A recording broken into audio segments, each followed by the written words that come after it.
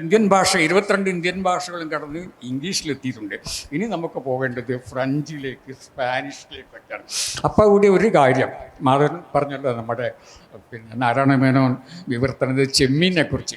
അതിൻ്റെ ഒരു രസകരമായ ഒരു കഥയുണ്ട്. ഈ വിവർത്തനത്തെക്കുറിച്ച് നമ്മൾ പറയുന്നുണ്ടല്ലോ. ഇപ്പം ഈ ഫ്രാൻസിൽ ഒരു പുസ്തകം അംഗീകരിക്കപ്പെട്ടാലാണ് നിങ്ങൾ അമേരിക്കയിലൊക്കെ എത്ര തന്നെ അംഗീകരിക്കപ്പെട്ടാലും UK അംഗീകരിക്കപ്പെട്ടാലും ഫ്രഞ്ചുകാർ വിടില്ല കേട്ടോ. ഈ നോബൽ പ്രൈസൊക്കെ കിട്ടുന്നതിൽ അവർക്ക് വലിയൊരു അവർ ആ രാജ്യം മുഴുവൻ ലോബി ചെയ്യും. അതുകൊണ്ടാണ് ഏറ്റവും കൂടുതൽ നൊബേൽ പുരസ്കാരം കിട്ടിയിട്ട് ഫ്രാൻസിനാണ്. അപ്പോൾ അങ്ങനെയുള്ള രാജ്യത്ത് ചെമ്മീൻ ചെന്ന് കൊടുക്കുകയാണ് ചെയ്യുന്നത്.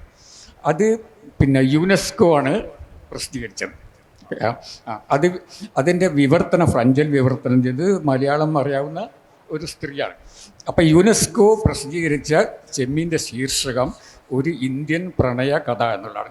ഫ്രഞ്ചുകാർ പുസ്തകം കളഞ്ഞു, വായിച്ചിട്ടില്ല അവരത് കേട്ടോ. ഇതാണ് ഒരു പ്രശ്നം.